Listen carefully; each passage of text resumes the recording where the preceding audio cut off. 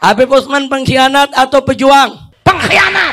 Pengkhianat atau pejuang? Pengkhianat bangsa. Pengkhianat atau pejuang? Itu pengkhianat besar. Habib Utsman bin Yahya adalah pejuang. Beliau adalah mujahid. Beliau justru menyelamatkan umat Islam di saat-saat genting, saat umat Islam dijajah oleh orang-orang kafir, saudara. Itulah sebabnya pelarangan itu terjadi. Dan yang melarang memang Belanda. Tapi apakah Belanda langsung melarang? Ternyata tidak. Tapi melalui seorang tokoh yang bernama Habib Utsman bin Yahya. Tokoh Islam yang ada di Batavia. Dia mufti Batavia. Beliau itu menulis buku, ini kitab bernama Manhajul Istiqomah Fid Din Bisalamah. Habib Utsman itu lurus. Beliau sufi, beliau tasawuf, tapi betul-betul sejalan dengan ajaran syariat, ya ikhwan. Oh, luar biasa, dahsyat. Maka itu kalau antum baca kitab Habib Utsman yang berjudul Manhajul Istiqomah, saudara, di situ Habib Utsman menyerang habis-habisan segala bentuk praktek syirik dan mistik yang ada di kita punya negeri. Seperti contohnya kapiten Belanda itu kebanyakan dari bangsa Ba'alwi.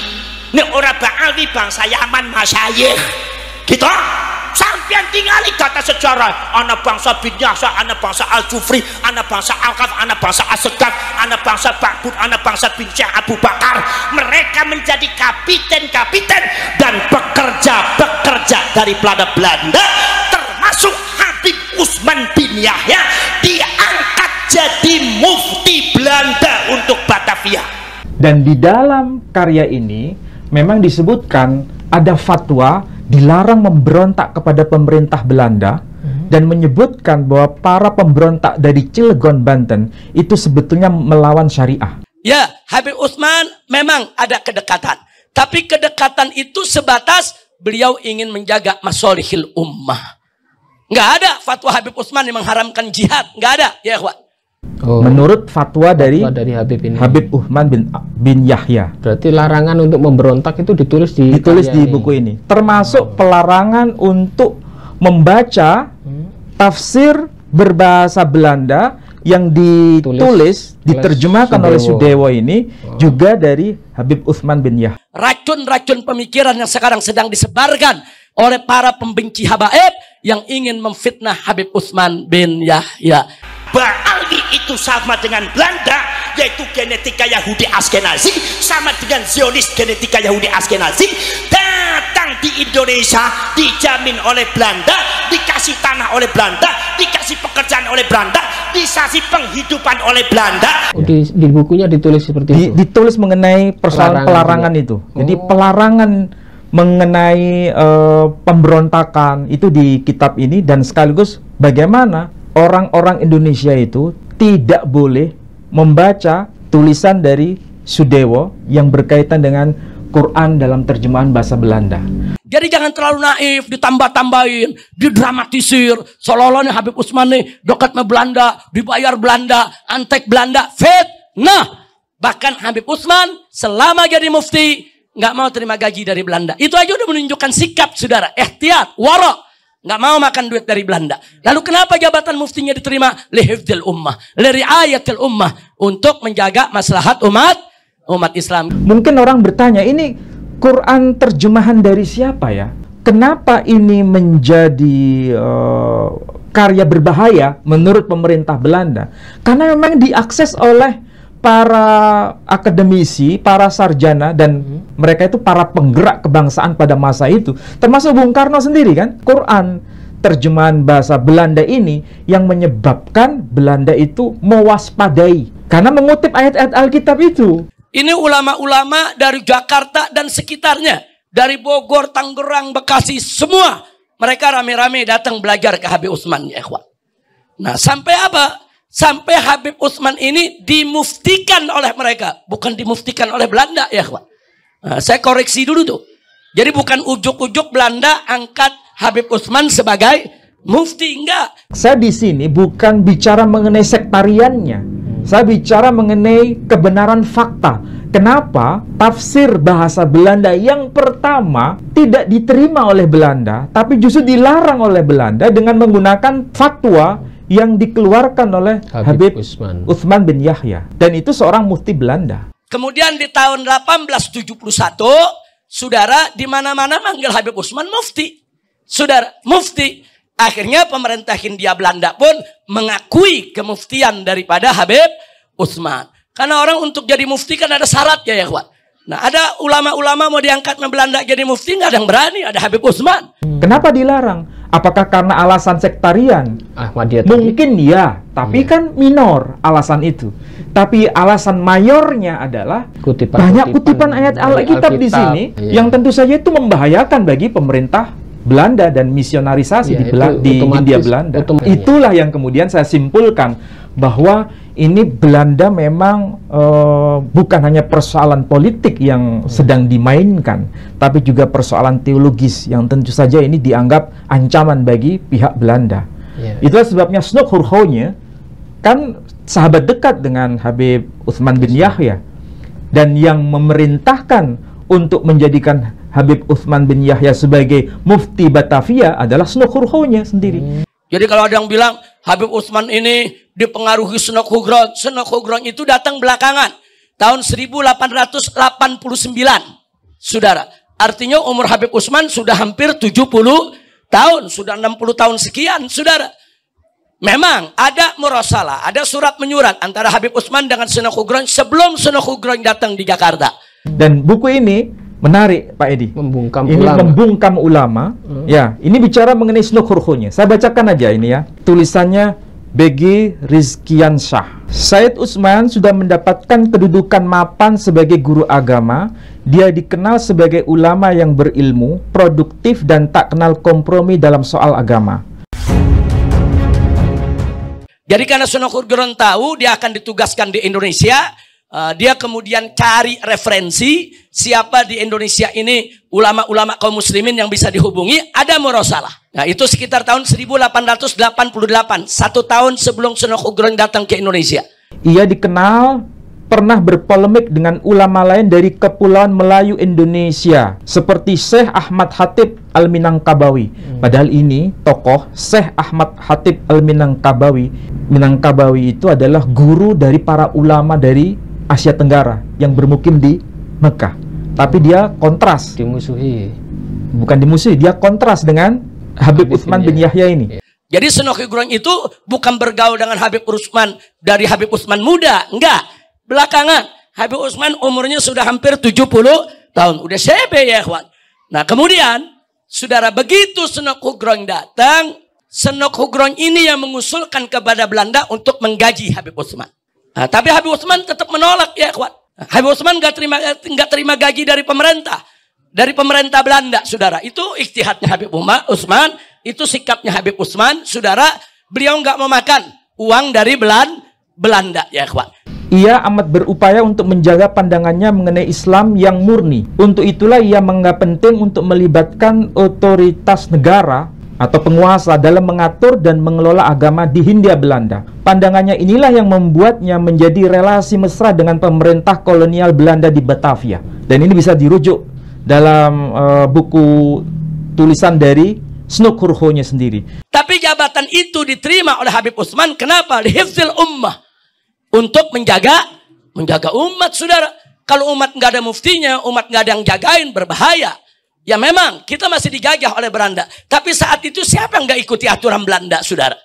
Snoek Hurgronje mengatakan, Snoek Hurgronje amat memuji karya Manhaj Al-Istiqomah yang tadi saya tunjukkan bukunya itu. Jadi Snoek Hurgronje itu mengutip karya dari Habib Utsman bin Yahya yang berjudul Manhaj Al-Istiqomah, hingga ia menulis sebuah ulasan mengenainya dalam surat kabar Lokomotief dalam bahasa Belanda. Dalam artikel tersebut, Snoek menulis judul Seorang Guru yang Bermanfaat. Jadi kalau Habib Utsman kemudian punya kedekatan dengan Belanda, ketika itu dituduh sebagai antek Belanda, tuduhan tersebut terlalu naif, terlalu mengada-ada. Fitnah itu terlalu keji dan kejam, saudara. Ia menilai positif karya Sayyid Utsman atau Habib Utsman itu dan menyebutkan bahwa siapapun yang mengkhutbahkan perang suci melawan pemerintah atau orang Eropa di Hindia akan berhadapan dengan Sayyid Utsman. Di tahun 1871, ya, Belanda secara resmi mengakui Habib Utsman sebagai mufti Batavia, saudara. Tapi catat, saudara, Habib Utsman selama menjabat jadi mufti tidak pernah terima gaji dari Belanda. Nah ini mesti kita catat. Habib Utsman nggak terima gaji dari Belanda, saudara. Habib Utsman menolak, nggak mau terima gaji dari Belanda. Sampai datangnya Senok Hugroy. Berarti gerakan kemerdekaan ada fatwa dilarang. Dilarang oleh Habib Utsman bin Yahya ini. Jadi Belanda itu tidak secara terus terang melawan para ulama di Nusantara, tapi dia menggunakan orang lain untuk memberikan fatwa supaya ada yang menjadi pelindung bagi Belanda ketika melakukan kebijakan tertentu. Itu berarti untuk masalah adu domba sesama ulama itu ya, Belanda kan dikenal dengan divide et impera. Saat itu memang politik Belanda itu divide et impera, memang adu domba, saudara. Habib Utsman diadu domba dengan petani yang berontak di Cilegon. Habib Utsman diadu domba dengan peristiwa yang ada di Aceh. Ya itulah sebabnya kalau kita bisa baca ini kan bisa kelihatan memang Belanda ini sangat begitu mahir dalam persoalan politik dan persoalan teologis, dan itu diakui. Dan kita harus berterima kasih meskipun banyak orang yang nggak sepakat. Itu Ahmadiyah kan musuh dianggap menyimpang. Iya, ini kan soal sektarian. Tapi Belanda itu begitu ketakutan ketika ada Quran terjemahan bahasa Belanda, itu bahasa kaum elit pergerakan, ternyata di situ bicara mengenai Alkitab atau Bible yang dikutip, dan itu membuat kekisruhan bagi Belanda. Itulah sebabnya Belanda menggunakan tangan dari seorang ulama yang ada di Batavia, seorang mufti Batavia yang namanya Habib Utsman bin Yahya. Itu semua gorengan senok, saudara. Jadi kalau dikatakan Habib Utsman mengharamkan jihad, Habib Utsman menyerang pribumi yang jihad, itu semua digoreng oleh senok, ya ikhwan. Kenapa kita mesti percaya sama senok? Senok nggak masuk Islam, dia pura-pura. Karena Senok Hurhonya itu orang yang kontroversial kan sebetulnya. Iya. Sampai hari ini namanya kan dikenal Abdurrahman, Syekh Abdurrahman. Dan sudah berhaji Pak Edi. Tetapi para ulama kita mengatakan ini tidak bisa disebut ulama. Penyusup dia. Karena dia sebetulnya adalah orang non-muslim tapi membuat kekacauan dalam keislaman itu sendiri. Kalau Senok Hurhonya demi kolonialisasi di Nusantara ini, maka Aceh itu jebol kan gara-gara Senok Hurhonya. Kalau seandainya tidak ada Senok Hurhonya, Aceh itu tidak mungkin bisa ditaklukkan. Mana berani mereka yataqaddam yatasaddar biwujudil Habib Utsman bin Yahya, alim kabir, saudara. Habaib-habaib di Jakarta dan sekitarnya belajar dari Habib Utsman. Nah, jadi soal keilmuan Habib Utsman dalam bidang tafsir, dalam bidang hadis, dalam bidang fikih khususnya, dalam bidang ilmu falak tidak diragukan lagi. Dua bangsa besar di kawasan Asia Tenggara ini yang jebol, yang bisa ditaklukkan itu gara-gara Senok Hurhonya. Pertama, Jawa. Waktu itu kan perang melawan Belanda itu luar biasa di bawah pimpinan Pangeran Diponegoro. Dan itu dilumpuhkan setelah Senok Hurhonya ikut campur. Dan itu perang selama 5 tahun. Dan Pangeran Diponegoro dibuang sampai ke Manado. Dan kemudian dibuang ke Makassar dan wafat di Makassar. Semua ulama diboyong ke sana. Nah, kemudian yang prajurit-prajurit kelas bawah itu menyebar. Mudah-mudahan kita semua bibarakati Habib Utsman bin Yahya wa nafahati wa asrari, kita Allah subhanahu wa ta'ala menjadikan kita sebagai hamba-hambanya yang shalihin, yang mampu untuk melanjutkan perjuangan Habib Utsman bin Yahya. Dan begitulah ketika ulama-ulama diasingkan, dibawa, diboyong sampai ke Manado, meninggal wafat di sana. Di sini sudah nggak ada ulama-ulama lagi yang otoritatif, hanya ulama kelas bawah, dan menyebar, terpecah-pecah. Belanda mulai masuk dengan keputusan-keputusan melalui fatwa. Dari siapa? Habib Utsman bin Yahya. Nah, di Aceh juga begitu. Aceh hancur melalui fatwa-fatwa begitu. Makanya tadi seperti Syekh Yusuf tadi dibuang ke Afrika. Dibuang sampai ke Afrika. Dibuang sampai ke Afrika. Sampai meninggal di sana. Iya. Bahkan menciptakan buku pun dicetak di Mesir akhirnya. Iya. Jadi kita belajar banyak mengenai sejarah kita. Bagaimana kalau sebuah bahasa itu dianggap berbahaya, ya bahasa Belanda waktu itu. Maka kalau tafsir berbahasa Belanda dan itu sudah mulai bicara mengenai Alkitab, mau tidak mau Belanda harus ikut memberangusnya. Itu dengan cara dilarang. Nugroho tuh menciptakan buku kamus itu ya? Nugroho tidak membuat buku yang berupa kamus. Apa itu? Dia membuat keputusan-keputusan kebijaksanaan dalam bentuk fatwa-fatwa keputusan Belanda maksudnya ya. Dan itu ditulis dalam bahasa Belanda. Dan itu juga dicantumkan dalam surat kabar namanya lokomotif dalam bahasa Belanda di Netherlands Belanda.